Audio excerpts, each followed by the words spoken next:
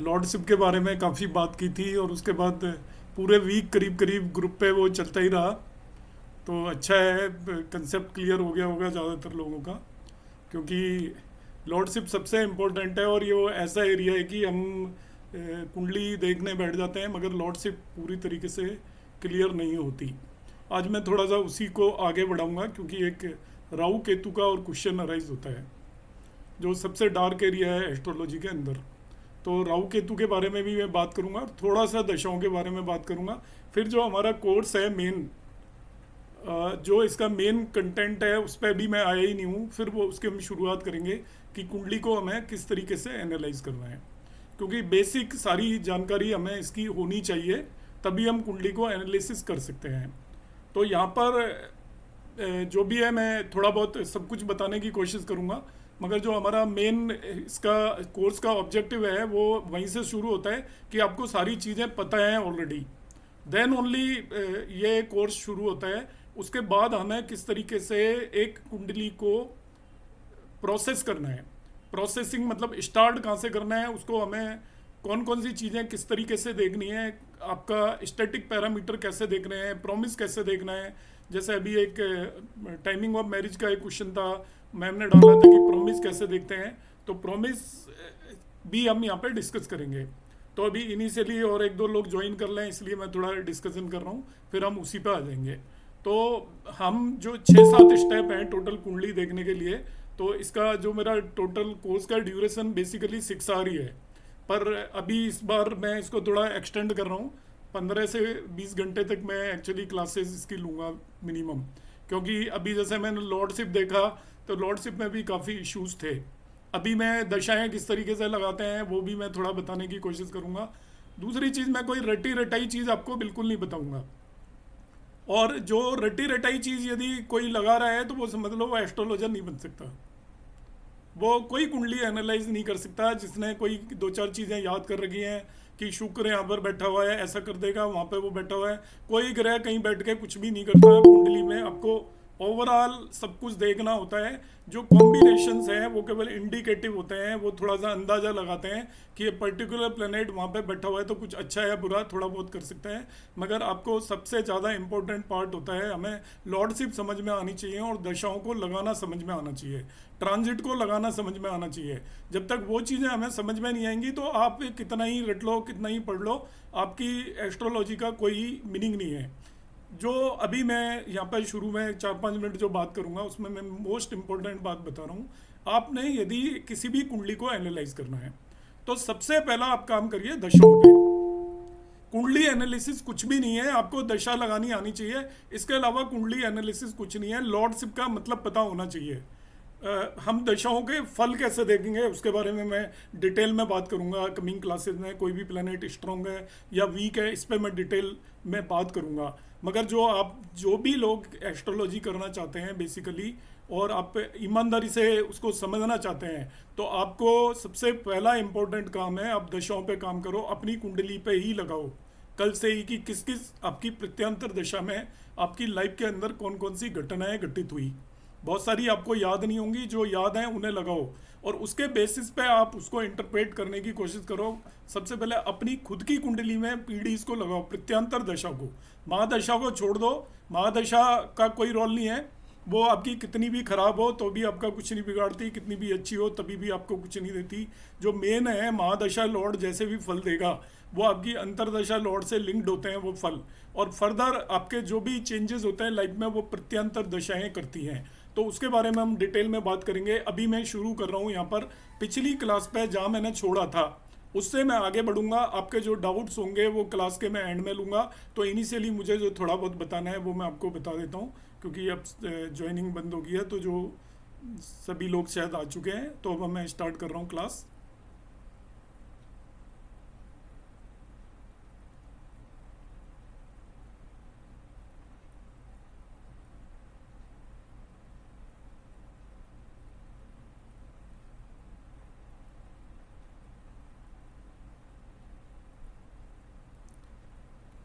तो in previous class मैंने individual ये बताया था कि कौन सा लॉर्ड कौन सा होता है।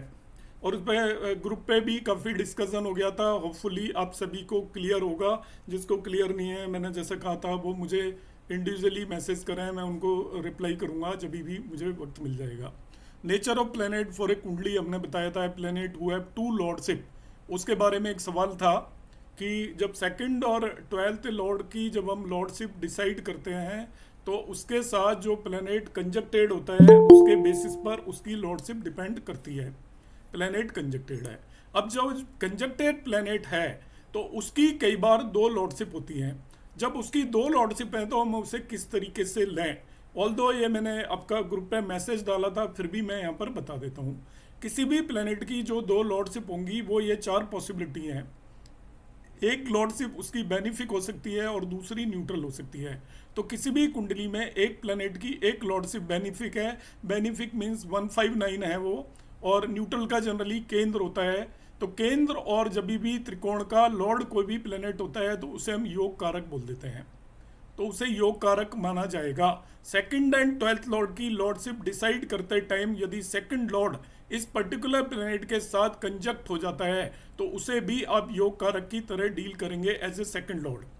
दूसरा, यदि एक ही लॉर्ड आपका बेनिफिक और मेलिफिक दो हाउसेस का लॉर्ड हो रहा है तब आप बेनिफिक और मेलिफिक को मिला के हम उसको न्यूट्रल कंसीडर करेंगे ओवरऑल कुंडली के लिए। केवल कंसीडर करना है, वो रिजल्ट कैसे देगा इस बारे में मैं अभी बिल्कुल नहीं बता रहा। रिजल्ट का मीनिंग बिल्कुल अलग है, वो आप ऐसे लगाना ही मत कि बेनिफिक बेनिफिक रिजल्ट देगा या मेलिफिक मेलिफिक रिजल्ट देगा। वो आपको शायद आज की क्लास में मैं क्लियर कर दूंगा। रिजल्ट देखने के तरीके अलग होते हैं, कोई भी प्लेनेट इंडिपेंडेंटली रिजल्ट देने की हैसियत नहीं रखता, वो बहुत सारे फैक्टर्स पे उसके रिजल्ट डिपेंड करते हैं। एक बेनिफिक भी हो सकता है, बेनिफिक रिजल्ट ना दे पाए, एक मेलिफिक हो सकता है, मेलिफिक रिजल्ट ना दे। मगर आपको ये ध्यान रखना है, एक प्लेनेट की लॉर्डशिप यदि बेनिफिक और मेलिफिक दोनों है तो आप उसे न्यूट्रल मान के चलेंगे ओवरऑल। यदि मेलिफिक प्लस न्यूट्रल है कि वो एक भाव केंद्र का स्वामी है और 3 6 11 का स्वामी हो गया, तब उसको हम मेलिफिक ही मान कर चलेंगे।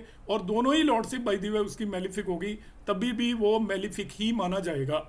जैसे आपका मरकरी आपका कालपुरुष की कुंडली में 3rd और 6th हाउस का लॉर्ड होता है, दोनों लॉर्डशिप मेलिफिक होगी तो उसको मेलिफिक मानेंगे, ये कॉम्बिनेशन है। तो अब सेकंड एंड 12th लॉर्ड की जब भी आप नेचर डिसाइड करोगे वो इनमें से किसी के साथ भी कंजक्टेड है तो आप उसकी ओवरऑल नेचर देख लीजिएगा। जो उसकी ओवरऑल नेचर है उसके बेसिस पर हम सेकंड एंड 12th लॉर्ड की लॉर्डशिप डिसाइड करेंगे।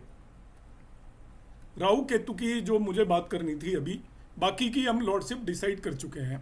तो लॉर्डशिप का रोल होगा, जैसे ही मैं दशाएं बताऊंगा तो दशाओं में सबसे पहले हमें लॉर्डशिप डिसाइड करनी पड़ेगी और उसके बेसिस पर दशाओं के फल के बारे में मैं बात करूंगा। अब क्योंकि राहु और केतु की भी दशा आती है एक इंसान की जिंदगी में, राहु की 18 साल की दशा है और केतु की 7 साल की दशा है। तो राहु केतु को किस तरीके से हम डील करेंगे, उसकी दशा को कैसे मानेंगे। नॉर्मली आउटराइटली मैंने देखा है बहुत सारे लोग जो भी प्रॉब्लम आ गई और राहु कहीं दशा में है तो वो उसके ऊपर सारा राहु के सर पे मढ़ देते हैं कि ये राहु की वजह से है, जबकि ऐसा नहीं है। राहु और प्लैनेटों से ज़्यादा बेटर है दशाओं के मामले में। अभी आपको समझ में आ जाएगा कैसे बेटर है। बाकी प्लैनेट तो किसी एक भाव के लॉर्ड होकर ही वो बेनिफिक होते हैं, या एक भाव के लॉर्ड होकर वो न्यूट्रल होते हैं, या वो आपके किसी भाव के लॉर्ड होकर वो मेलिफिक होते हैं। मगर राहु केतु को बहुत ज़्यादा छूट दी हुई है कुंडली के अंदर। यहाँ पर सबसे पहले ऊपर जो मैंने एक सेंटेंस लिखा हुआ है, Rahu Ketu gives result as per bhava in which they are placed. इस नियम को याद रख लें, वो जिस भी भाव के अंदर बैठे हुए हैं उसकी तरह रिजल्ट देंगे।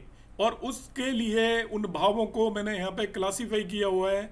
बेनिफिक की तरह रिजल्ट देंगे 159 ट्राइन लॉर्ड में होकर, वो ट्राइन में बैठकर, मतलब त्रिकोण में यदि राहु केतु बैठ गए तो वो त्रिकोण लॉर्ड की तरह बिहेव करेंगे, अपने डिस्पोजिटर की तरह बिहेव करेंगे।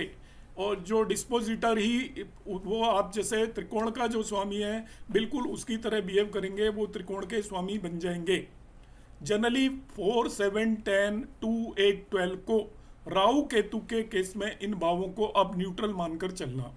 4 7 10 2 8 12 को राहु केतु के केस में न्यूट्रल मान के चलना। ये एक मैं जो एक पर्टिकुलर रिसर्च है राहु केतु को है उसके बेस पर मैं बता रहा हूँ, आप उन्हें न्यूट्रल मान के चल लेना। मैं आगे बताऊंगा हम इन्हें क्यों न्यूट्रल मान रहे हैं। और 3-6-11 को हम मेलिफिक मान के चलते हैं। वैसे 3-6-11 में भी राहु केतु मेलिफिक रिजल्ट नहीं देते, मगर अभी इन भावों को राहु केतु के लिए आप मेलिफिक मानकर चलें। तो जो मेरे कहने का मतलब है, वो त्रिकोण में होंगे तो त्रिकोण के स्वामी की तरह फल देंगे, केंद्र में होंगे तो केंद्र के स्वामी की तरह फल देंगे, और यदि दूसरे 12वें और 8वें भाव में हैं तो वो न्यूट्रल हो जाएंगे।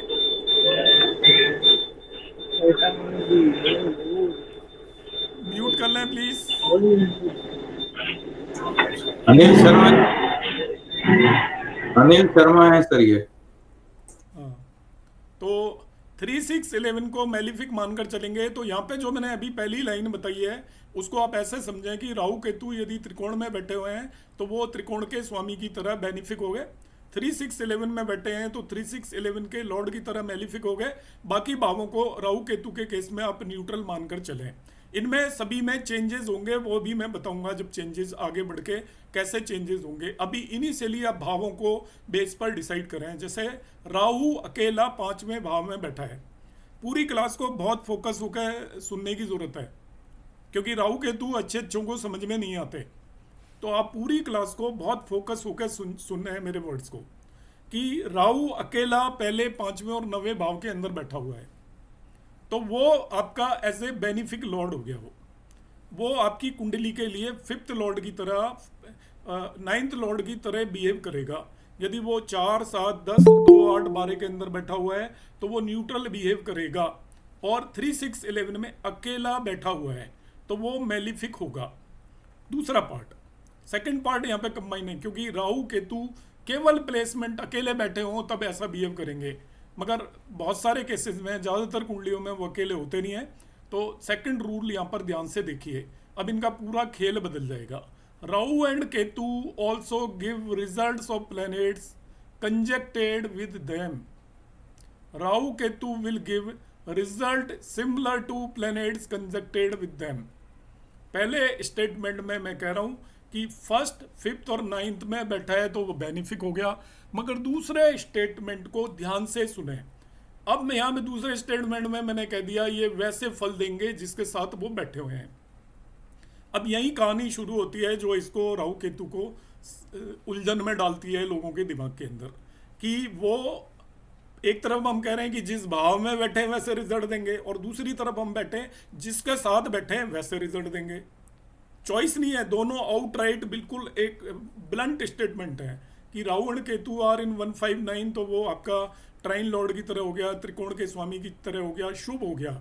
मगर साथ में मैंने कह दिया उसके साथ कोई अशुभ ग्रह बैठा है तो अशुभ ग्रह की तरह वो रिजल्ट देंगे। अब यही चीज को मैं आगे बताऊंगा, अभी मॉडिफाई करूंगा। देखिए third point, they will behave like the planet with which they are conjuncted. If they are with sun, सूर्य के साथ हैं, they will behave as sun, सूर्य बन गए। And if they are with moon they will behave as moon, वो चंद्रमा बन गए। मतलब जिस ग्रह के साथ बैठे हैं वो बन गए वो। Next statement, in other words they will double the result of the planet with which they are in conjunction. बड़ा ही इंपॉर्टेंट पॉइंट है। मैंने कहा कि राहु सूर्य के साथ बैठा है तो सूर्य बन गया, तो सूर्य बन गया मतलब 2 सूर्य हो गए, एक तो खुद सूर्य है और एक राहु बैठा है, राहु भी सूर्य बन गया। तो सूर्य के जो फल हैं अच्छे या बुरे जैसे भी हैं वो डबल कर देगा, ये एक्सपेंड कर देगा। सपोज वो किसी चंद्रमा के साथ बैठा हुआ है, किसी भी कुंडली में चंद्रमा के साथ वो कंजक्टेड है, और आपका राहु चंद्रमा के साथ कंजक्टेड है, तो Rahu will behave as a moon. अब राहु मून की तरह बिहेव कर रहा है तो आप कहते हैं कि एक ही भाव के अंदर 2 मून हो गए। ध्यान से समझना इस चीज को। तो मून से रिलेटेड रिजल्ट को वो डबल कर देता है। इन जनरल आप ऐसा इंटरप्रेट करेंगे कि राहु एंड केतु, मैंने राहु वर्ड लिखा है, केतु के लिए भी एप्लीकेबल है, वो जिस भी ग्रह के साथ बैठते हैं उसका जैसे ही बन जाते हैं। उसका जैसे बनने का मतलब जो ग्रह राहु केतु के साथ बैठा है वो डबल कर देते हैं रिजल्ट को, राहु केतु उस पर्टिकुलर प्लेनेट को। ड्यू टू दिस रीजन, यहाँ पे लिखा हुआ है due to this reason whenever Rahu और केतु आर प्लेस्ड इन केंद्र और ट्राइन, केंद्र और त्रिकोण में प्लेस्ड होते हैं विद केंद्र और ट्राइन लॉर्ड, केंद्र और ट्राइन लॉर्ड के साथ केंद्र या त्रिकोण में वो बैठ गए। मतलब सपोज योग कारक शनि के साथ वो केंद्र या त्रिकोण में जाकर बैठ गए, किसी कुंडली के लिए शनि योग कारक है, आपकी वृषभ लग्न और तुला लग्न की कुंडली के लिए शनि योग कारक होता है। वो शनि के साथ केंद्र या त्रिकोण में जाकर बैठ गए। अब देखिए वो योग कारक हो जाएंगे खुद भी, या वो उसकी योग कारक शक्ति को दूसरे की योग कारक शक्ति को डबल कर देंगे। आप जैसे मर्जी इसको इंटरप्रेट कर सकते हो कि शनि आपकी सपोज 7 साइन या तुला लग्न की कुंडली में योग कारक है, और वो शनि के राहु आपका शनि के साथ किसी भी त्रिकोण या केंद्र भाव में जाकर बैठ गया तो शनि की शक्ति को डबल कर देगा, या खुद भी शनि की तरह बिहेव करने लग जाएगा। मतलब आपको दो योग कारक प्लैनेट वहां पर मिल गए। Rahu will also behave as Saturn, या आप कह सकते हो कि सैटर्न की शक्ति को भी वो अपने साथ साथ डबल कर देगा। यहाँ पर मैंने एक एग्जांपल लिया है, like in cancer ascendant, if Rahu is with Mars in 5th और 10th house, it will become परम योग कारक। परम योग कारक वर्ड लिखा हुआ है, योग कारक हल्का वर्ड है, उसको भी बढ़ा के लिख दिया है, क्योंकि कैंसर असेंडेंट के केस में आपका मार्स एक्चुअली, ये मैंने यहाँ पर कुंडली भी बना दी है कैंसर असेंडेंट की। कैंसर असेंडेंट में जो मंगल है वो त्रिकोण मतलब 5वें भाव और 10वें भाव का स्वामी है, तो ये योग कारक है। अब इसकी कुंडली के अंदर राहु 5वें भाव में मंगल के साथ आकर बैठ गया, तो इसने ये खुद भी योग कारक हो गया, ऐसा भी इंटरप्रेट कर सकते हो। या आप ऐसा इंटरप्रेट कर सकते हो, इसने मंगल की योग कारक शक्ति को डबल कर दिया, ये मंगल की तरह बिहेव करेगा इस पर्टिकुलर कुंडली में। तो जो राहु है, राहु के बारे में अब तक जो मैंने बात बताई उनको मैं हल्का हल्का रिपीट करूंगा। इसके जो भी क्वेश्चन आपके दिमाग में आ रहे होंगे उनके आंसर मैं अपना आप देने की कोशिश करूंगा। अभी आप माइंड में जो भी क्वेश्चन आ रहे हैं उन्हें नोट करते रहिए। अब बाद में पूछोगे, ये थोड़ा सा कॉम्प्लिकेटेड टॉपिक है, मुझे ऑलरेडी मालूम है, फिर भी मैंने सोचा मैं आपको कराता हूँ इससे ज़रूर, क्योंकि इसको कराना भी आसान नहीं है। आपके इतने क्वेश्चन आएंगे मुझे मालूम है। स्टिल सर लिब्रा लग्न का प्लीज रिपीट कीजिए थोड़ा सा। लिब्रा लग्न में आप इसी को देख लीजिए, लिब्रा में बाद में बता दूंगा। ये एग्जांपल सेम ही है कि आपका कैंसर लग्न के अंदर मार्स योग कारक है और राहु आपका मार्स के साथ केंद्र त्रिकोण में कहीं भी जाकर बैठ गया। तो देखिए राहु के लिए क्या कहानी बताई थी मैंने अभी ऊपर, पहले 2 पॉइंट, कि राहु जिस भाव के अंदर बैठा है उसकी तरह बिहेव करता है। तो पहला, ये त्रिकोण में बैठा है तो त्रिकोण लॉर्ड की तरह बिहेव करता है, मगर साथ में ही इमीडिएटली मैंने दूसरा स्टेटमेंट दे दिया कि ये जिस ग्रह के साथ बैठता है उसकी तरह बिहेव करता है। तो यहां पर क्या हुआ, मैंने इसको त्रिकोण में भी बिठा दिया है और एक योग कारक ग्रह की तरह भी बिठा दिया है। तो देखिए त्रिकोण की वजह से भी बेनिफिक हो गया है और योग कारक की वजह से भी ये योग कारक भी हो गया, तो इसको हम परम योग कारक कहेंगे। इस केस में ये बहुत एब्सोल्युटली हाईएस्ट लेवल के रिजल्ट देने की इसकी कैपेबिलिटी है। देगा या नहीं देगा अभी ये बात नहीं कर रहा हूं मैं, कैपेबिलिटी इसकी होगी। तो यदि ये दूसरे में एग्जांपल लूंगा कि ये त्रिकोण में ही बैठकर यदि खराब लॉर्ड के साथ बैठा है तब क्या करेगा, ये मैंने इसका एक्सट्रीम लेवल का एग्जांपल लिया है कि राहु और केतु यदि त्रिकोण में अकेले बैठे हों तो वो आपके बेनिफिक प्लैनेट होंगे उस कुंडली के लिए। अकेले बैठे हैं कोई डाउट नहीं है, वो बेनिफिक होंगे, मगर वो केवल प्लेसमेंट में जहाँ पे होता है उसके हिसाब से भी रिजल्ट देते हैं। मगर उनके साथ कोई प्लैनेट आकर बैठ जाए तो उस प्लैनेट की तरह भी बिहेव करने लग जाते हैं। तो जब वो उसके प्लेसमेंट प्लस उसके साथ कौन बैठा है और उसे एस्पेक्ट कौन कर रहा है, तीनों पर उसके रिजल्ट डिपेंड करते हैं। इस पॉइंट को आप नोट कर लें और क्लियर कट इसमें आपको इंटरप्रेट करना पड़ेगा। कोई आपको रूल कहीं नहीं मिलेगा कि राहु और केतु कैसे बिहेव करते हैं। यदि अकेले बैठे हैं तो वो बिहेव करेंगे जिस भी भाव में बैठे हैं, बस खत्म बात, अकेले बैठे हैं तो। दूसरा, यदि वो किसी के साथ कंजक्ट हो गए, अब 2 चीज हो गई, वो कहाँ बैठे हैं इस पे भी डिपेंड करेगा और उनके साथ कौन कंजक्टेड है बिल्कुल उसकी तरह बिहेव करने लग जाएंगे और उन पर किस प्लैनेट का एस्पेक्ट है उसका भी असर होता है। तो राहु केतु कैसा है कुंडली के लिए, उसे देखने के लिए 3 पॉइंट, छोटे छोटे पॉइंट आप नोट कर लें। पहला, आप देखें वो किस भाव में बैठा है। अकेला बैठा है, मैं देखिए सेंटेंस बहुत क्लियरली बोल रहा हूं, अब क्लियरली यदि नहीं सुनेंगे तो आपको समझ में नहीं आएगा। अकेला बैठा है, नंबर 1 सेंटेंस, तो वो जिस भाव में बैठा है उस भाव के लॉर्ड की तरह बिहेव करेगा, दैट्स ऑल। त्रिकोण में बैठा है त्रिकोण लॉर्ड की तरह बिहेव करेगा, केंद्र में बैठा है केंद्र लॉर्ड की तरह बिहेव करेगा, या मैंने 2, 12 और 8 में उसको न्यूट्रल ले लिया है, 3, 6, 11 में वो मैलिफिक लॉर्ड की तरह बिहेव करेगा। ये पहली चीज को अलग हटा दीजिए, राहु केतु अकेले बैठे हैं तो उस तरीके से बिहेव करेंगे। दूसरी चीज, यदि वो किसी प्लेनेट के साथ कंजक्ट हो गया, उनके साथ कोई आकर बैठ गया, तो अब जिस भाव में बैठे हैं उसका भी रोल है और जो उनके साथ बैठा है वो उसकी तरह भी बिहेव करने लग जाएंगे। अब दोनों का आपको कलेक्टिव रिजल्ट निकालना पड़ेगा, उसे मैं समझाऊंगा। उसको समझने के लिए आप थोड़ा सा ध्यान से सुनना, पर अभी मेरी इन बातों को सुनो जो मैं इजी वे में बता रहा हूँ। तीसरी चीज, उसे कोई एस्पेक्ट कर रहा है उसका भी असर होता है। तो अभी राहु केतु के बारे में मैंने 3 चीजें बताई हैं अभी तक की क्लास में। तो इसी तरीके से मैंने यहाँ पर बताया, एक केस लिया है मैंने एक्सट्रीम लेवल का, इससे बेटर राहु की पोजीशन कुंडली में हो नहीं सकती। कि ये पहली बात तो त्रिकोण में बैठा हुआ है, तो त्रिकोण में प्लेसमेंट से हम कहते हैं कि भाई त्रिकोण में बैठा है तो ये बेनिफिक हो गया, मगर इसका जो नेचर है वो इसके साथ जो ग्रह बैठा है उस पर भी डिपेंड करेगा। तो इस कुंडली में मार्स भी आकर बैठ गया। अब मार्स आकर बैठ गया, ये प्लेसमेंट की वजह से पहले ही बेनिफिक था, अब मार्स योग कारक हो गया है तो ये मार्स की तरह बिहेव करेगा। तो देखिए बेनिफिक भी है और मार्स की तरह भी बिहेव कर रहा है, तो इसका ओवरऑल जो बेनिफिशियंस है वो बहुत हाई लेवल हो गया। तो इसलिए इस पर्टिकुलर कुंडली के लिए परम योग कारक हो गया, क्योंकि दोनों फैक्टर ऐड हो रहे हैं कि बेनिफिक होने का हमें इसे 1 नंबर दें और योग कारक होने के 2 नंबर दें, तो इससे 3 नंबर मिले हैं, जबकि मार्स के पास केवल 2 नंबर है। क्योंकि मार्स योग कारक है तो उसको 2 पॉइंट आपने दिए।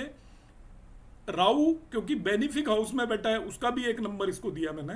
फिर ये योग कारक भी है, मार्स की तरह भी बिहेव करेगा तो उसके भी +2 पॉइंट मिले। तो ये आपका इस कुंडली के लिए इवन बेटर देन मार्स हो गया, इससे बेटर कोई प्लेनेट हो नहीं सकता। अब मैं इसमें एक दूसरा केस समझाऊंगा आपको, आप नोट कर लेना जो भी डाउट आपके रेज हो। मैंने कोशिश ये की है कि आपको जो क्वेश्चन रेज होते हो, क्योंकि जो मेरी प्रीवियस क्लासेस में भी जो रेज हुए थे वो मैंने यहाँ पर उठा लिए हैं और उस हिसाब से मैंने एक्सप्लेन करने की कोशिश की है। इसमें मॉडिफिकेशन किया है।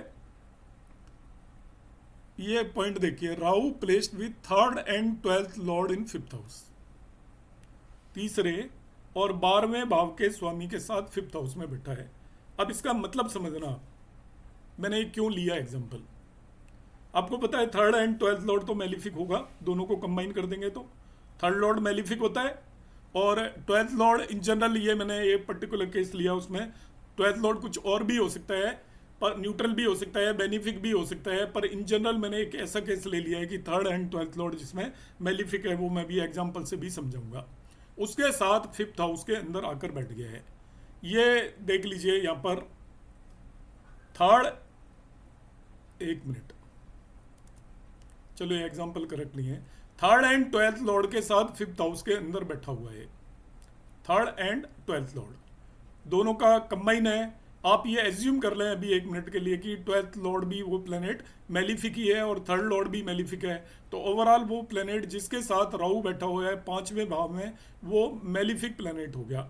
अब राहु को हम किस तरीके से देखेंगे, तो देखिए यहाँ पर पहला पॉइंट लिखा हुआ मैंने, Rahu when placed with a planet in a house then it take characteristic of that house and also of conjuncted planet. इसको आप बिल्कुल नोट करके रख लीजिए, वो उस प्लेनेट के करेक्टरिस्टिक भी लेगा जो उसके साथ है, और जिस भाव में बैठा है उसके भी करेक्टरिस्टिक वो लेगा, दोनों के करेक्टरिस्टिक उसके अंदर आ जाएंगे।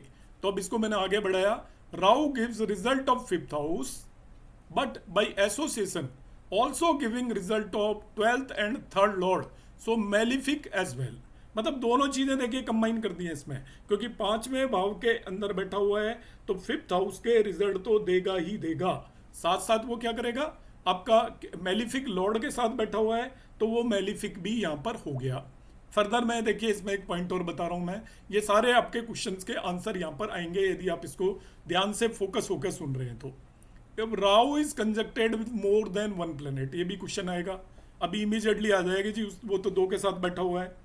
तब आपको क्या करना है, वो उस पर किसका असर ज़्यादा होगा, आपको then 1 planet that take closest planet to Rahu, आपको एक प्लेनेट जो लेना है वो कौन सा लेना है, जो उसके क्लोजेस्ट हो इन डिग्रीज, जो भी उसके नियर होगा उसके करेक्टरिस्टिक उस पर ज़्यादा हावी होंगे। ये आप मानकर चलेंगे। तो मैंने इस क्वेश्चन का आंसर दिया, पहले मैंने एक क्वेश्चन का आंसर दिया कि किस भाव में बैठा है तब क्या, फिर मैंने आंसर दिया उसके साथ कौन प्लेनेट आ गया, तब राहु कैसे बिहेव करेगा, भाव की तरह भी और उस प्लेनेट की तरह भी, दोनों का असर उसके ऊपर होने वाला है।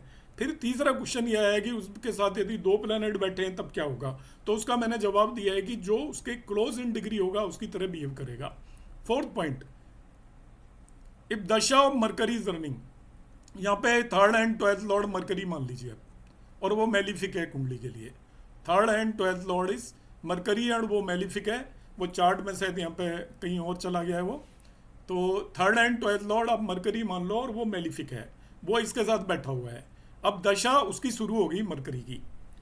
स्थिति क्या है, विजुअलाइज करिए, थिंक करिए कि 5वें भाव में राहु बैठा है, 5वें भाव में मरकरी बैठा है 5th हाउस में, और मरकरी मेलिफिक है उस कुंडली के लिए। अब दशा मरकरी की शुरू हो गई। ये बहुत बड़ा आंसर है, आप ध्यान से सुनिएगा। वेरी बिग कंसेप्ट, जिसमें कि हम गलतियां करते हैं काफी हद तक, कि राहु मरकरी के साथ 5वें भाव के अंदर बैठा हुआ है। इसका इंटरप्रिटेशन क्या होगा, देखिए दो दशाएं शुरू हो सकती हैं, या तो मरकरी की हो सकती है या राहु की हो सकती है, दोनों में अलग अलग रिजल्ट मिलने वाले हैं, ध्यान से समझना। पहला केस आप बना लो, चाहे कुंडली अपनी कॉपी में नोटबुक के अंदर, कि आपका राहु 5th हाउस के अंदर है और Mercury as a malefic lord उसके साथ 5th हाउस के अंदर बैठा हुआ है। अब या तो दशा राहु की होगी या मरकरी की होगी, उसका इंटरप्रिटेशन बता रहा हूं मैं आपको। दशा मरकर इज रनिंग, अब मरकरी की दशा रन कर रही है। Rahu will become negative, mercury बन जाएगा, ये ध्यान रखना। 5th हाउस से कोई मतलब नहीं है, वो कोई रिजल्ट नहीं देगा 5th हाउस के।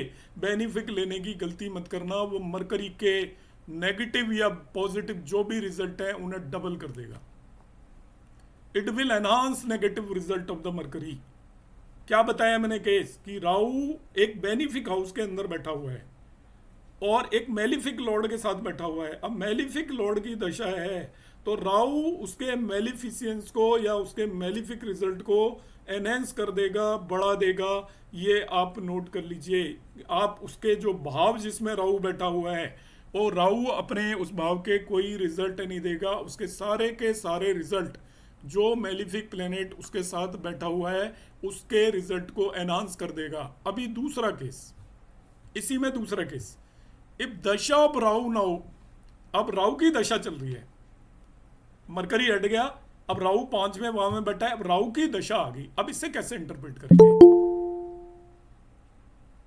It will give result as per its placement.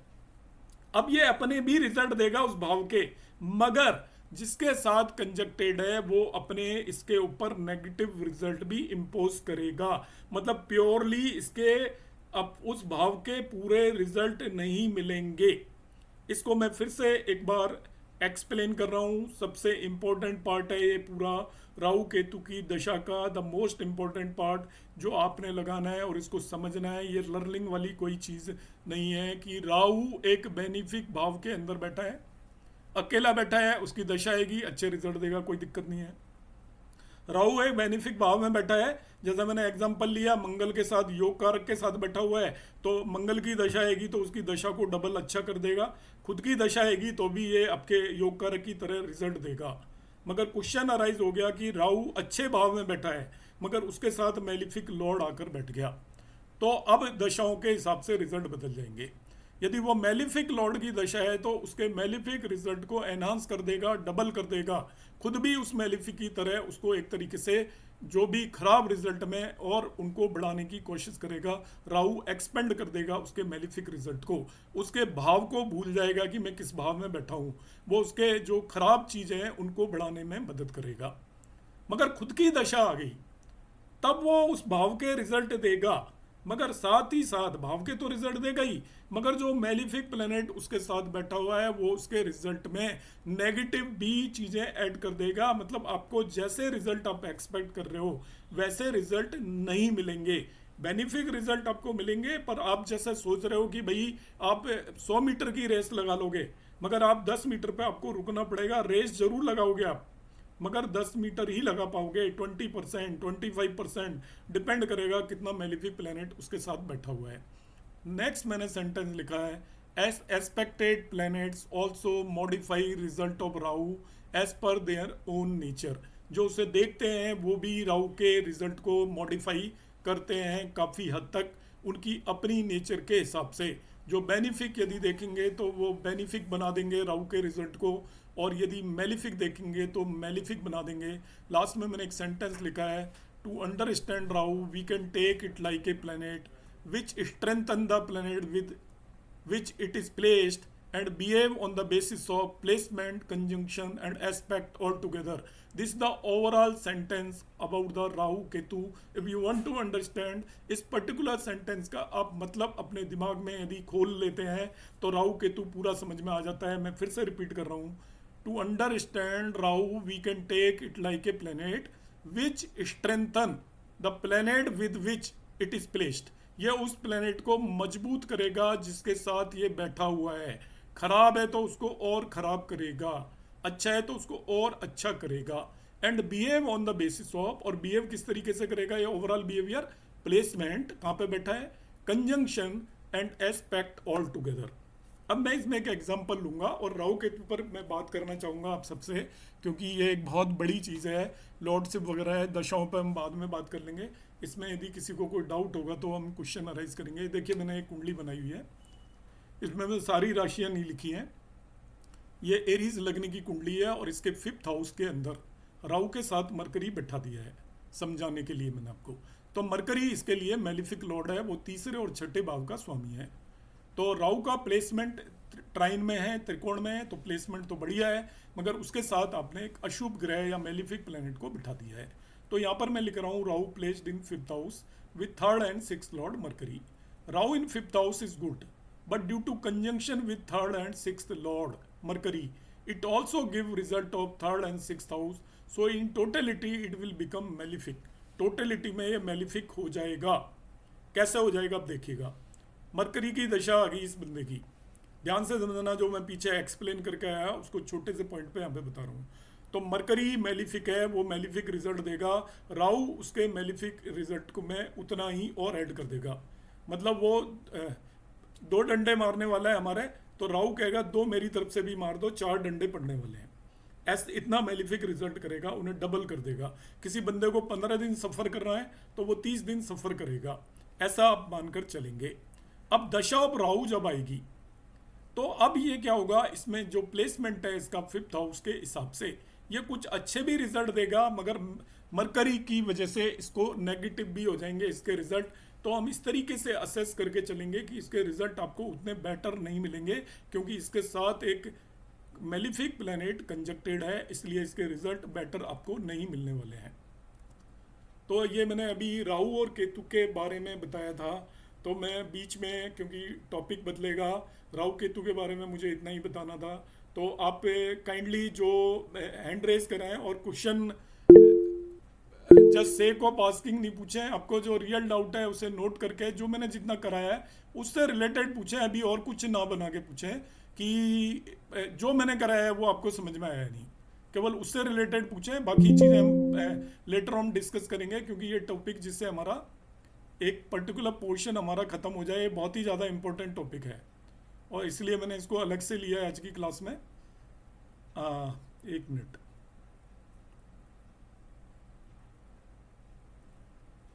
Ji Rati ma'am, आप पूछिए सबसे पहले। नमस्ते सर। जी नमस्कार सर जैसे राहु मान लीजिए अकेले बैठा है, कर्क लगन की कुंडली है, 3rd हाउस में बैठा हुआ है, तो जिसके जो 3rd हाउस का लॉर्ड है वो जिस राशि में बैठा है वो नीच की है, वो स्वामी नीच का है मंगल, तब उसके रिजल्ट को कैसे देखेंगे? नहीं, कुछ नहीं, वो 3rd लॉर्ड की तरह बिहेव करेगा। मंगल से कोई मतलब नहीं है, मेलिफिक बिहेव करेगा वो। डिस्पोजिट अच्छा, नहीं लगाएंगे इसमें हम। अच्छा, ये हाउस केवल देखना है आपको, जो हाउस जैसा है उसकी तरह, उसके लॉर्ड की तरह बिहेव करने का मतलब ये नहीं है कि एक्चुअल में उस कुंडली में उसका लॉर्ड कैसा है, वैसे नहीं, उससे कोई अच्छा, मतलब है। जैसे ये आपका कर्क लग्न की कुंडली है 4 5 6, 3rd हाउस के अंदर आपका 6 साइन हाँ, है, कोई बात हाँ। नहीं, वो थर्ड लॉर्ड की तरह बिहेव करेगा उस कुंडली के लिए। जो थर्ड लॉर्ड ने जो रिजल्ट देने हैं उस तरीके के रिजल्ट देगा वो। उसके डिस्पोजिशन मरकरी कहाँ बैठा है, क्या कर रहा है, उससे उसको कोई लेना देना नहीं है। Okay sir, okay, thank you sir. Kokila ma'am. जी सर। सर जब राहु के साथ कंजंक्शन भी है, एस्पेक्ट भी है, और एक आपने प्लेसमेंट बताई, जब ये तीनों चीजें मिलेंगी तो इनको सर कंबाइन करके भी एक बार बता दीजिए कैसे रिजल्ट निकालेंगे। देखिए मैडम, ऐसा है, मैं आपको समझा देता हूँ एक्चुअली, क्योंकि इसमें इतने ज़्यादा केसेस हो जाते हैं कि हम सारी चीज़ें बता भी नहीं सकते एक क्लास में, कई क्लास में जी नहीं सर। बता सकते। तो हमें थोड़ा सा सबको अपना वो लगाना पड़ेगा। मैंने जैसे बताया आपको, कंजंक्शन का तो मैंने अभी रिजल्ट बता ही दिया आपको कि वो जी एक सर। पर्टिकुलर भाव में बैठा है और वो बेनिफिक लॉर्ड के साथ है तो और ज़्यादा बेनिफिक हो गया। मेलिफिक लॉर्ड के साथ है तो मैंने ये भी केस बता दिया कि उसकी दशा चल रही है या राहु की दशा चल रही है तो किस तरीके से चेंज होगा। आप ऐसा मानकर चलें, यदि उसको बेनिफिक प्लेनेट एस्पेक्ट कर रहा है, बेनिफिक, जी तो वो उसके बेनिफिक रिजल्ट इंक्रीज हो जाएंगे। और मेलिफिक एस्पेक्ट कर रहा है तो यदि वो बेनिफिक देने वाला होगा तो कम बेनिफिक हो जाएंगे, या वो यदि मेलिफिक देने वाला होगा तो और मेलिफिक हो जाएंगे। आप इस तरीके से उसको इंटरप्रेट करेंगे। और सर इसमें फिर हाउस का रोल कम हो जाएगा ना, जो हाँ, हाउस की प्लेसमेंट ऐसा कम है। हो आप जाएगी। उसको देखिए थ्योरेटिकली जैसे बनाना चाहे, मैं आपको ऐसा मान लेता हूँ कि आप एक भाव के अंदर बैठा है, उसको हमने 100 पॉइंट दे दिए, अच्छे भाव में है, ठीक है, और उसके साथ एक अच्छा प्लेनेट बैठ गया तो उसको हमने और 50 पॉइंट दे दिया, और खराब बैठ गया तो उसमें से -50 कर दिए। और सपोज उसको एक मेलिफिक प्लेनेट एस्पेक्ट करने लग जाए तो और -50 कर दो, तो मेलिफिक साथ में बैठ गया और मेलिफिक एस्पेक्ट भी कर रहा है तो आप कहेंगे वो बेनिफिक रिजल्ट देने की उसकी हैसियत बचेगी नहीं, वो बेनिफिक रिजल्ट बिल्कुल भी नहीं दे पाएगा उस पर्टिकुलर भाव के। तो उसको ओवरऑल एक्चुअली हम कोई वैल्यू में नहीं बता सकते, आपको अंडरस्टैंड करना है कि उस पर 2 मेलिफिक इन्फ्लुएंस हो गए राहु के ऊपर, तो ओवरऑल आपको पॉजिटिव रिजल्ट तो बिल्कुल भी नहीं देगा, अपनी दशा में ठीक है, भी तो पॉजिटिव रिजल्ट नहीं दे पाएगा। मगर जो कंजक्टेड प्लेनेट है वो मेलिफिक है, उसकी मेलिफिशियंस को और बढ़ा देगा। तो एक तरीके से वो खराब हो गया आपकी कुंडली के लिए, राहु अच्छा रहा नहीं किसी भी तरीके से, क्योंकि वो प्लेसमेंट ही केवल उसका ठीक है, मगर उसको मेलिफिक प्लेनेट एस्पेक्ट कर रहा है, मेलिफिक ही उसके साथ कंजक्टेड है, तो ओवरऑल राहु पूरी तरीके से आपका पीड़ित हो गया और वो एफ्लिक्टेड हो गया। और तो वो अपने रिजल्ट बेनिफिक रिजल्ट नहीं दे पाएगा, चाहे वो बेनिफिक हाउस के अंदर बैठा हुआ है। Perfect, thank you so much जी सुभाष सर, सर जिसका एंड ऊपर आ रहा है उससे पूछ रहा हूँ, काइंडली वेट करें, मैं सबके क्वेश्चंस लूंगा। सर एक 5 मिनट से टेक्निकली मेरे को जवाब दे दो। There are 3 books on Rahu Ketu. जी sir. One is from Prash Trivedi, mister Bhasin, and Saral Jyotish from ये अपना गोयल साहब, BP right, Goyal.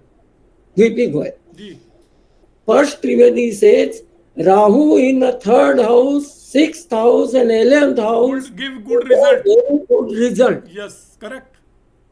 Number 1. Yes. If it is placed in 12th house, the marital life in female chart is 100% bad.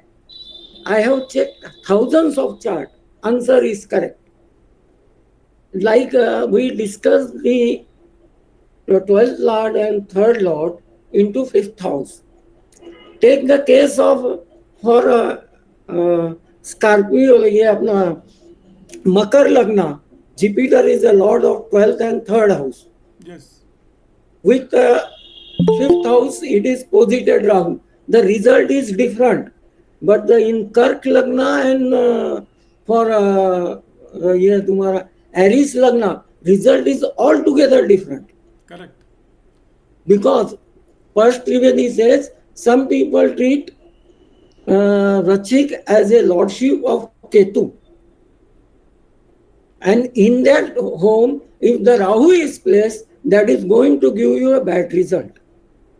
On that logic, I am saying that will give a bad. Otherwise, Mercury, in the house of Mercury, it is exalted. It gives a fantastic result. All CAs are in Mercury Rahu. So, like a home minister, having a Rahu in 10th house. Correct. During his period Mahadasha, I am the first person who told he will be the home minister, and I got the award for that. Okay. because of only the Rahu. Okay From Rahu's position, second house decide the income and profession. Correct Huh. So that in that sequence, your neutral houses, I don't have any experience. Sir नहीं, should I answer? Yeah, please. Sir आप actually आप जो बता रहे हैं वो आप specific combinations की बात बता रहे हैं। आप जो बोल रहे हैं वो सारी बातें सही हैं, A to Z। मैं भी ये सारी चीज़ें यूज़ करता हूँ, मगर मैं अभी एक्चुअली जो पढ़ा रहा हूँ वो कंसेप्ट पढ़ा रहा हूँ। कंसेप्ट इज दिस, जो मैं बता रहा हूँ वो स्पेसिफिक केसेस हैं, उसके रीज़न है सभी मेलिफिक प्लैनेट 3, 6, 11 में अच्छे रिजल्ट देते हैं। All malefic planets, not only Rahu, even Mars भी 3, 6, 11 में अच्छे रिजल्ट देगा। पर अभी हम सर जो डिस्कस कर रहे हैं ना, हम वो only on the basis of लघु Parashari, what is the concept, वो हम डिस्कस कर रहे हैं। इंडिविजुअल जो कॉम्बिनेशंस हैं वो बहुत सारे बदल जाते हैं। मेलिफिक प्लैनेट, आपके डेबिलिटेड प्लैनेट सर्टेन प्लेसेस पर बैठकर एक्सोल्टेड हो जाते हैं। तो मैं सर स्पेसिफिक राहु के बारे में जो आप कॉम्बिनेशन बता रहे हैं वो सर स्पेसिफिक कॉम्बिनेशन है, वो एक्चुअली अभी मैं डिस्कस नहीं कर रहा। मैं केवल लॉर्डशिप और उस जो बेसिक कंसेप्ट एक्चुअली एक्सप्लेन कर रहा हूँ अभी की क्लास में। जो आप बता रहे हैं दीज ऑल आर एक्सेप्शंस, वो हम लेटर ऑन डिस्कस करेंगे, क्योंकि जैसे आपने कहा कि 3, 6, 11 में राहु अच्छे रिजल्ट देता है, तो राहु नहीं, all malefic gives good result in 3, 6, 11। ये कॉम्बिनेशन है, ये आपका उसके अंदर है, आपका क्या कहते हैं, फल दीपिका के अंदर ये कॉम्बिनेशन है कि all malefic gives good result. तो जो मैं बता रहा हूँ वो सर बेसिक कंसेप्ट समझा रहा हूँ अभी, स्पेसिफिक मैं कुछ भी नहीं बता रहा। राहु किस भाव में कौन से रिजल्ट देगा, किस राशि में कौन से देगा, मैं केवल उसकी लॉर्डशिप के बेस पर जो लघु पाराशरी का कंसेप्ट है वो बता रहा हूँ। उसमें हम स्पेसिफिक मैंने कुछ बोला ही नहीं है एक भी चीज। सॉरी सर, मैं कंफ्यूज हुआ क्योंकि आपने 3, 6, 11 मेलेफिक बोला, हाँ। तो I treat the result is malefic. Your concept is 100% correct and I am agreed with this, और ये हमें पता होना चाहिए। पर अभी आज की क्लास में जो मैं बता रहा हूँ वो स्पेसिफिक कुछ भी नहीं बता रहा, मैं एक जनरल चीज बता रहा हूँ कि अभी लोगों को लॉर्डशिप क्लियर नहीं है। ठीक है और सर? लास्टली आप कवर कर लेना Rahu transit Rahu, it's an very very disastrous result. Why anything if you sir are, मैं आपको अभी निकाल के बता देता हूँ। अब राहु केतु, मैंने राहु पे रिसर्च की हुई है, मैंने खुद राहु केतु पर अपनी रिसर्च है, और मेरी बुक है, आपको मैं बताऊंगा। प्रिंट ही नहीं हो पाई, मैं काफ़ी कोशिश की, मैंने अपनी बुक लिखी हुई है राहु पे, तो वो हम कभी बाद में डिस्कस करेंगे। नहीं मैं कभी सर मैं एक बात करूं? बताएं, एक एक जन इन्होंने- पूछता है तो यार ठीक रहता। नहीं सर, इसमें क्या है कि इन्होंने जो बताया ना कि राहु के ऊपर राहु का ट्रांजिट, बेसिकली ये रीजन इसलिए क्योंकि मैंने तो खाली राहु केतु के ऊपर ही एक कोर्स करा है खाली। तो उसमें क्या होता है कि राहु पे जब राहु का ट्रांजिट आता है ना, तो नितिन जी एक मिनट, एक्चुअली क्या है वो हमारी क्लास के टॉपिक से हम आउट चले जाएंगे। काइंडली जो मैं टॉपिक अभी कर रहा है उसको समझने दो। बहुत सारे लोगों को लॉर्डशिप भी क्लियर नहीं है। ये स्पेसिफिक जो चीज़ें हैं ना, हम थोड़ा लेटर ऑन बात करेंगे तो बेटर रहेगा, वरना हमारी क्लास से सही वो हो जाएगी। क्योंकि अभी हम ट्रांजिट पे आए ही नहीं है, अभी मैं केवल लॉर्डशिप बता रहा हूँ। मेरे पास राहु के कितने फॉर्मूले हैं, 1000 फॉर्मूले हैं, मेरी पूरी PDF भरी हुई है, 1000 पेज है मेरे पास जो मैं डिस्कस कर सकता हूँ। पर मैं अभी वो चीज़ बता रहा हूँ जो सब लोगों को समझ में आए। जी वर्मा सर। सर जी। मेरे बहुत सिंपल से एक आध क्वेश्चन है। जी जैसे 5th हाउस में राहु योग कारक हो जाएगा, ट्राइन है, ट्राइन लॉर्ड है, अकेला बैठा है, जी तो अच्छा योग कारक रिजल्ट देगा। सपोज इस पे कुछ मेलिफिक एस्पेक्ट आ गया है, जी तो अब हम इसको न्यूट्रल मानेंगे, बेनिफिक मानेंगे, नेगेटिव मानेंगे, क्या मानेंगे फिर? बता देता हूँ सर। राहु की खुद की दशा है, हाँ 5th हाउस में बैठा हुआ है, कुछ पॉजिटिव रिजल्ट देगा, मगर उतने नहीं दे पाएगा जितने इसको रिजल्ट देने चाहिए। मगर उसकी दशा है जो इसे एस्पेक्ट कर रहा है, तो ये बैड उसके रिजल्ट को और वो कर देगा। Rahu will become negative completely during that one particular दशा। जो इसे जो प्लेनेट इसके साथ कंजक्टेड है या जो एस्पेक्ट कर रहा है, तो जो एस्पेक्ट कर रहा है वो यदि मेलिफिक है तो इसको और ज़्यादा मेलिफिक बना देगा वो राहु को। उसके जो पॉजिटिव रिजल्ट हैं वो आपको नहीं मिलेंगे ड्यूरिंग द दशा ऑफ राहु। फिर से मैं एक्सप्लेन कर देता हूँ, कुछ बोलने में मुझे लगता है। पहली बात, यदि उसे कोई भी प्लेनेट एस्पेक्ट कर रहा है तो राहु यदि ट्राइन के अंदर बैठा हुआ है, यदि एस्पेक्ट नहीं कर रहा होता तो 100% बेनिफिक रिजल्ट देता। अब उसे जो एस्पेक्ट कर रहा है वो प्लेनेट खुद बेनिफिक है, तो इसके रिजल्ट आपके और बेटर हो जाएंगे। और यदि वो प्लेनेट मेलिफिक है, कितना मेलिफिक है वो देखना पड़ेगा, इसके रिजल्ट को वो उतना ही रिड्यूस कर देगा। या आप कह सकते हो कि न्यूट्रल भी एक्चुअली रिडक्शन ही है अपना आप में। न्यूट्रल जो प्लेनेट होता है वो जीरो रिजल्ट नहीं देता, रिजल्ट देता है मगर जितने देने चाहिए उतने नहीं देता। ठीक है, राइट। नंबर 2, ये कई सारे लोग राहु केतु को लेकर ग्रहण योग की भी बात करते हैं, खास करके सूर्य चंद्रमा के साथ, तो उसका कोई रोल होता है एक्चुअल चार्ट एनालिसिस में?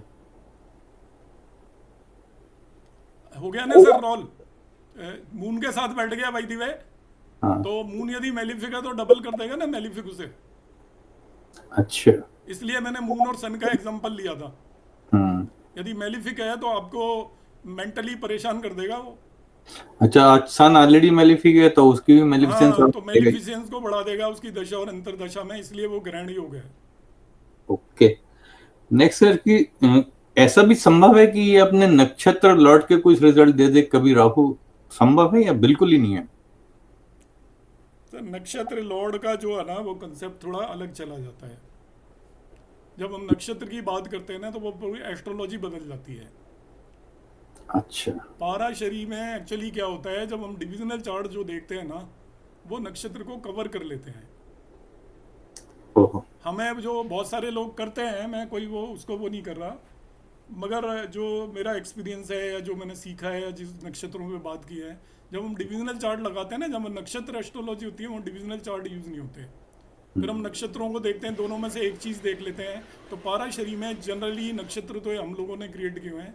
मेन जो होता है कि आप डिविजनल चार्ट में भी जाके हम देखते हैं किसी भी प्लेनेट की स्थिति क्या है, तो वो नक्षत्र को एक तरीके से मोर एंड लेस उसको कवर कर लेता है। ठीक है, thank you. Jyoti ma'am, Jyoti ma'am. हाँ सर, आपने जैसे बताया कि ये जो दृष्टि कर रहा है राहु पे कोई ग्रह जो मेलिफिक है या बेनिफिक है, वो असर उतना ही करेगा ना अगर वो भाव मध्य के नजदीक होगा तो ही? नहीं मतलब ठीक है, अब डिग्रीज वगैरह चेक कर लेंगे, वो तो हम देख ही लेंगे, दृष्टि होनी चाहिए। मतलब एक तो है कि बहुत ज़्यादा दूर से कर रहा है एस्पेक्ट तो वो उसकी दृष्टि का असर कम होगा, और ज़्यादा क्लोजली कर रहा है तो असर ज़्यादा होगा।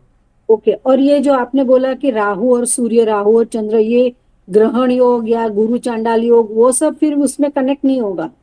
नहीं, वो आप समझ जाओ ना, मैंने बताया जो साथ में जो बैठा होता है। अब जैसे आपका गुरु चांडाल योग ब्लंटली यूज कर लेते हैं लोग, ब्लंटली कोई भी योग नहीं होता है कुंडली का उसके, और आपको प्लस माइनस चीज़ों को हमें देखना पड़ेगा कि दो प्लेनेट एक साथ बैठ गए। अब जैसे गुरु चांडाल क्यों है, अभी मैं बता रहा हूँ कि राहु क्या करेगा कि आपका जो भी प्लेनेट उसके साथ बैठा हुआ है, यदि वो मेलिफिक होकर बैठा हुआ है तो उसको मेलिफिसेंस को मल्टीपल टाइम इंक्रीज कर देगा। तो कोई भी प्लेनेट आपका बैठ गया, मून हो गया, सन हो गया, जुपिटर हो गया, तो उसके जो मेलिफिक इफेक्ट को मल्टीपल टाइम इंक्रीज कर देता है। और वैसे जो योगों के कारण दूसरे भी होते हैं, ये जो हम बता रहे हैं ये कारण एक मैं वैसे ही एक्सप्लेन कर रहा हूँ इसे तो, मगर जो योग होते हैं उनके डिफरेंट कारण हैं, क्योंकि उसके लिए हमें बेसिकली उसकी मैथमेटिकल सिचुएशन में जाना पड़ेगा कि राहु केतु कंजक्ट हो गए, तो फिर हमें राहु को अंडरस्टैंड करना पड़ेगा कि जो इक्लिप्टिव है, पाथ है आपके सूर्य और चंद्रमा के, उन पाथों पर जो पाथ में जो बिंदु जहाँ पर दोनों का वो मीट करते हैं उसे हम राहु केतु बोलते हैं। उन बिंदुओं पर जब भी कोई प्लेनेट जाता है उसके आसपास, तो उसका जो ग्रेविटेशनल फोर्स है it act as a black point.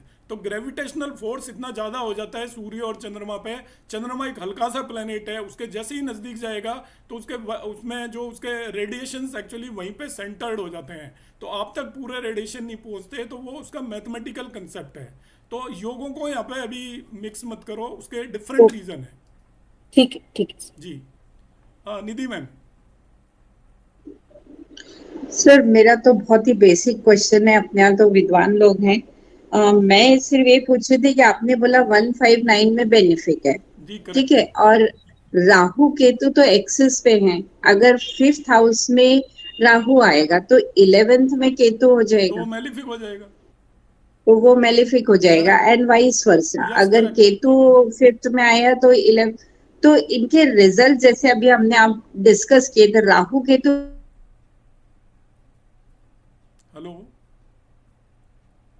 Hello, आवाज चली गई इनकी, लगता है उनकी सिग्नल। आवाज चली गई है। तब तक बिमला मैम आप पूछिए। सर यदि कर्क लगन में राहु और बुध दोनों ही 12th हाउस में बैठे हुए हैं तो मैलेफिक हो गया, तो राहु वैसे हाउस के अकॉर्डिंग न्यूट्रल भी हो जाएगा। 12th में बैठा हुआ है तो कर्क लगन में। हाँ, तो उसको 12th हाउस में हम न्यूट्रल मान के चलते हैं, मगर उसके साथ मैलिफिक आगे बैठ गया तो फिर वो इन जनरल मैलिफिक ही हो गया।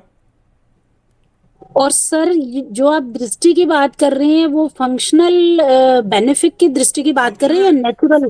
फंक्शनल की ही बात करूंगा मैं, जब भी बात करूंगा।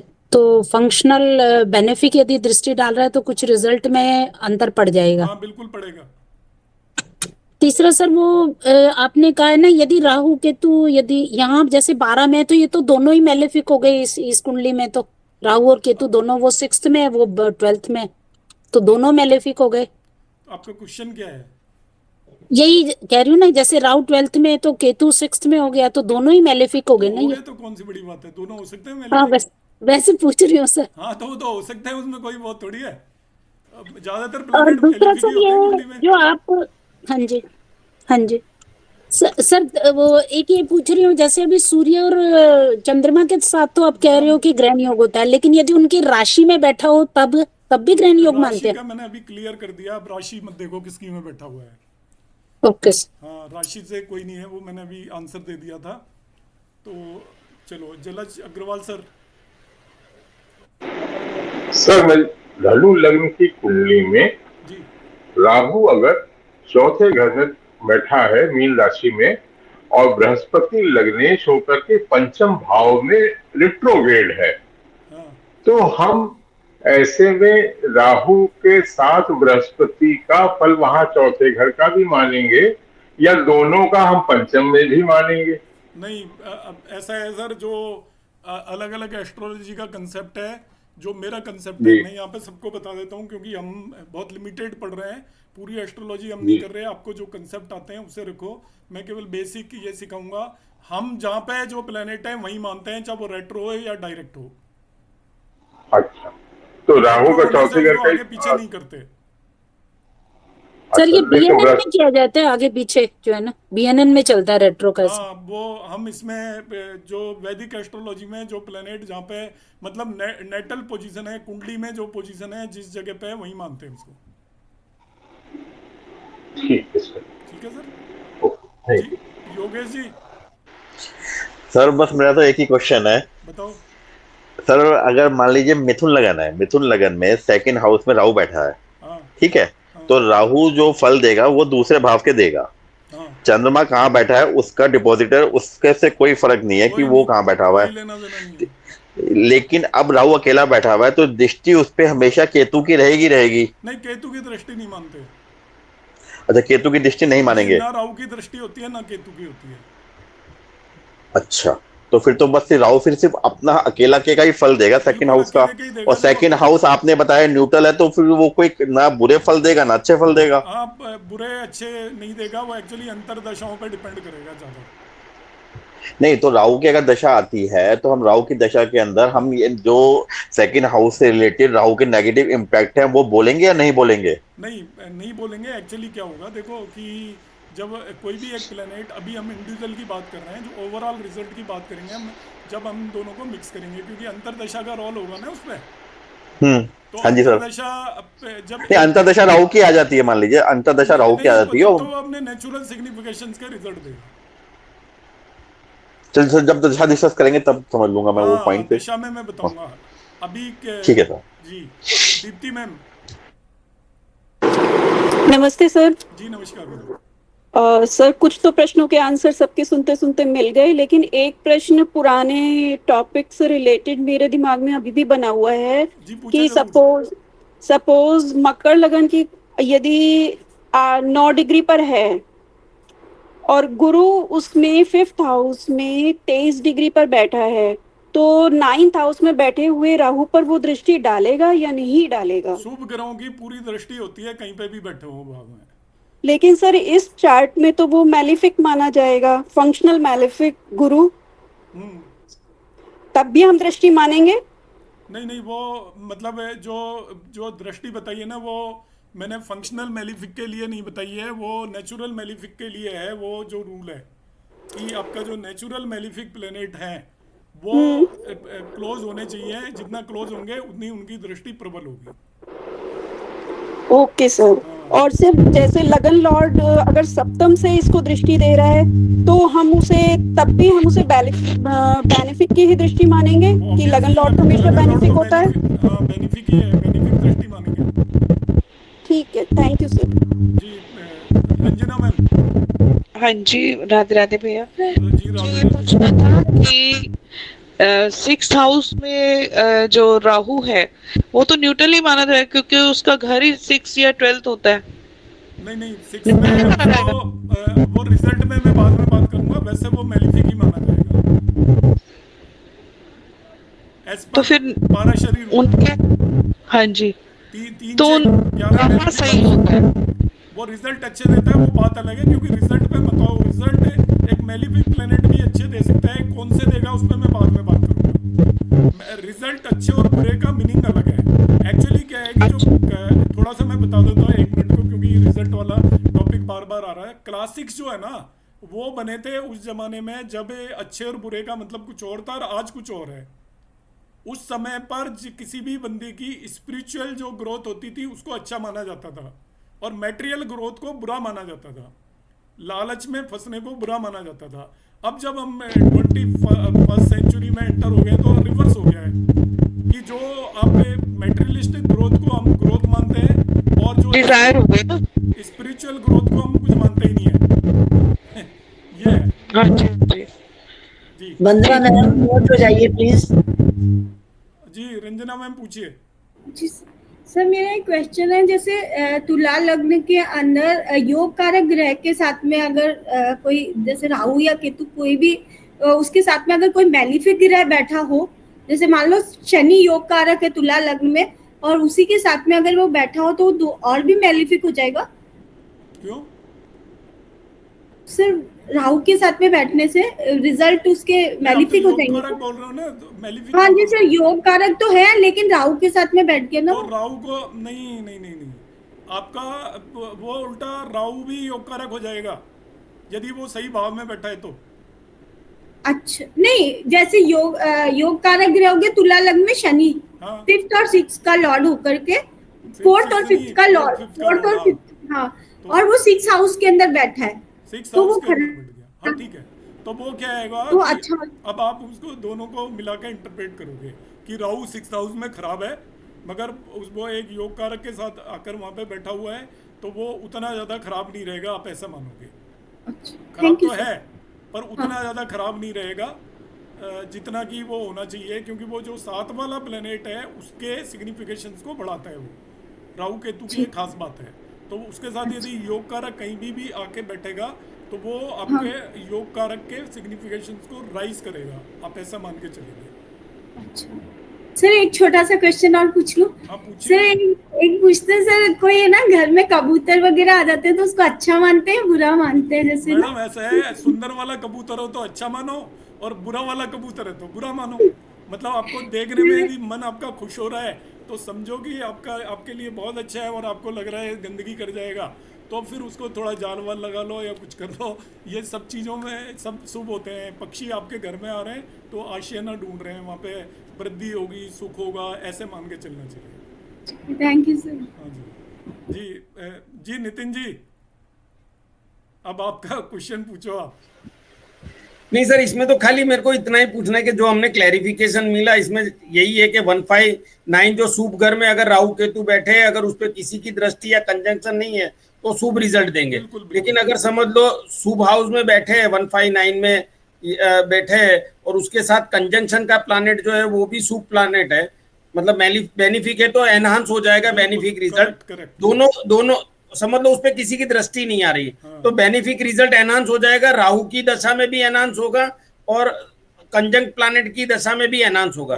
लेकिन खाली फर्क इतना है कि जब समझ लो साथ में जो प्लानेट बैठा है वो मैलिफिक प्लानेट है और शुभ हाउस में दोनों का कंजंक्शन हो रहा है, तो जब मैलिफिक की दशा आएगी तो उसका मैलिफिक रिजल्ट और बढ़ जाएगा, और जब राहु की दशा आएगी तो मैलिफिक वो 5th हाउस में समझ लो बन रहा है शुभ हाउस में, तो शुभ रिजल्ट तो मिलेंगे लेकिन वो थोड़े कम मिलेंगे क्योंकि उसके साथ अशुभत्व भी पड़ा है। लेकिन उसी तरह अगर समझ लो राहु कहीं अकेला बैठा है, उस पर दृष्टि अशुभ की आ रही है, तो जब अशुभ की दशा चलेगी तब वो सुपर नेगेटिव रिजल्ट देगा, लेकिन राहु की दशा चलेगी तो वो अपने हाउस के शुभ रिजल्ट भी देगा और वो अशुभत्व का जो रिजल्ट उसके दृष्टि आई है उसके हिसाब से थोड़ा अशुभ रिजल्ट भी देगा। तो एज पूरी क्लास का वो क्या कहते हैं ब्रीफ कर दिया आपने, जो भी इतनी देर में पढ़ा रहा था मैं पूरी क्लास को समाप्त कर दिया सर। 1 मिनट के अंदर। चलो विपिन जी, सर विपिन नमस्कार सर। जी नमस्कार सर। सर इसमें क्या है सर, बेसिकली क्या है, हेलो मेरे जो समझ में आ गया। हेलो अरे नहीं सर, मैं बता रहा हूँ, मेरे जो टीचर है ना मेरे को क्या समझाते हैं, हेलो 100 पेज की बुक को 1 पेज में लिखना सीखो। चलो वेरी गुड, बहुत बढ़िया है जी सर। हेलो जी सर। हाँ नमस्कार जी नमस्कार सर। मेरा क्वेश्चन ये है कि वृश्चिक लग्न है जी, उसमें 12th में राहु और शुक्र है, और शुक्र 2 लॉर्ड है उनका 7th का और 12th का, तो इसमें रिजल्ट क्या आएगा सर? रिजल्ट मतलब वृश्चिक लग्न नहीं, वो आप उसका सर रिजल्ट तो राहु के साथ शुक्र जो है, मतलब आप ये मान के चलिए कि वो वहाँ पे ऐसे 12th में न्यूट्रल है और वो आपका 7th और 12th लॉर्ड के साथ बैठा हुआ है, तो वो भी न्यूट्रल है, तो एक तरीके से न्यूट्रल हो गया वो जी। यानी स्पाउस का कोई प्रॉब्लम रहेगा उसमें, उस केस में? नहीं सर, स्पेसिफिक वो मत करो, और बहुत सारी चीजें देखनी पड़ती है उसके लिए कि आपका नहीं, कई बार एक प्लैनेट से ऐसा सुना था कि जी ऐसा सुना था कि स्पाउस का 36 के एज में कुछ प्रॉब्लम आ जाता है, तो ये कोई ऐसा है? नाड़ी के सूत्र हैं, आज के जमाने में ऐसा कुछ भी नहीं होता आजकल।